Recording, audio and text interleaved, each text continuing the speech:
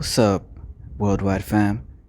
It's your homie Omar S once again for YouTube and for the West Coast Wave on Library. Wanted to get to you this one earlier today, but I was back and forth with work and getting questions from everybody about what's going on and everything. So this is from Kurt Nemo. This one was posted on globalresearch.ca. Check them out. Keep your mind open. Pretty sure you're gonna find something you are interested on this site. So this is again by Kurt Nemo, and today is June 2nd, 2020. It's 9:13 p.m. right now. It's disturbing to hear people who should know better describe the George Floyd riots as anarchism. The riots are not anarchistic; they are nihilistic. The people engaged in looting, arson, and widespread assault have zero comprehension of political philosophy. There are, of course, a whole lot of people demonstrating who are not involved in crime and violence. However, these are the dupes, the idealists routinely exploited by the state and its propaganda media. Rampaging anarchists, many undoubtedly agent provocateurs, are not interested in justice, fairness, nonviolence, and peaceful dialogue. They are providing a pretext to usher in a fascist police state. The George Floyd riots are problem reaction solution exemplified. After Ronald Reagan initiated his zero tolerance drug war, the Pentagon began the process of converting local police departments into thin blue line paramilitary gangs paid for by know nothing taxpayers. Black clad militarized American cops, many veterans of the illegal wars in Afghanistan, Iraq, and Syria, view citizens as the enemy. This is drilled into them as at the academy and every day on the job. It's a gang mentality. The propaganda media focus exclusively on the murder of blacks. However, if we consider the statistics, there are numerous victims of police overreaction and sadism who are white. This fact, however, does not serve the agenda, which is the destruction of civil society through irrational political polarization, racism, tribalism, and escalating violence. This state of affairs will be exploited to call for a clampdown on political dissent.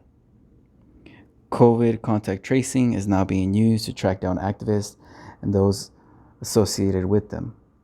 Facial recognition is used to find targeted individuals in crowds. From the start, I said this supposed public safety gimmick would be used to isolate and destroy peaceful activism. Now that the police are joining protesters, the state will turn up the heat. I believe we can expect a false flag event to justify martial law, primarily imposed in iron fist fashion in the larger urban areas of America.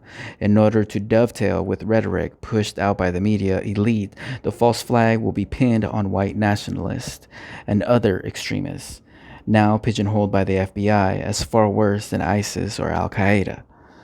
COVID was the first act. It demonstrated that millions of Americans will follow the authoritarian orders of their representatives and elected officials. COVID was in part a test run to see how far citizens can be pushed before they react. The George Floyd riots represent Act 2 of the COVID spawned lockdowns, 24/7 propaganda media coverage of burning cities and looting of big box stores around the nation have frightened average Americans and pushed a bad seasonal flu to the sidelines. If the chaos continues, there will be citizen demands for law and order, either by design or ineptitude. Local law enforcement has stood down during the riots, failing to protect lives and property. Officials will argue that the ongoing destruction and violence can only be contained by the military. So serious is the threat, local law enforcement is said to be overwhelmed.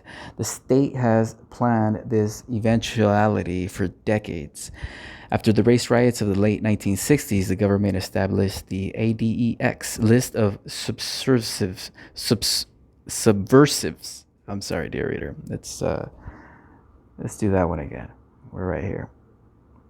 The state has planned this eventuality for decades. After the race riots of the Late 1960s, the government established the ADEX list of subversives, that is to say, activists opposed to the state while simultaneously operating the FBI's COINTELPRO neutralization campaign against civil rights and anti-war activists.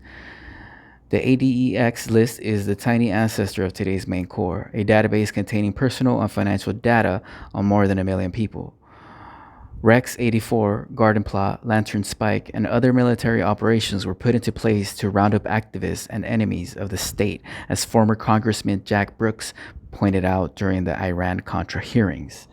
It's not clear what the state will do next as part of its latest and greatest psychological operation against the American people. However, as the COVID pandemic demonstrated, all that is needed to keep the plebs in line is fear and division. Divide et impera divide, and conquer has been used for centuries by various authoritarian states, long before Niccolo Machiavelli penned his Art of War. So, note to readers, share this if you like. Kurt Nimmo writes on his blog site Another Day in the Empire, where this article was originally published, actually. I'm sorry. He's a frequent contributor to Global Research.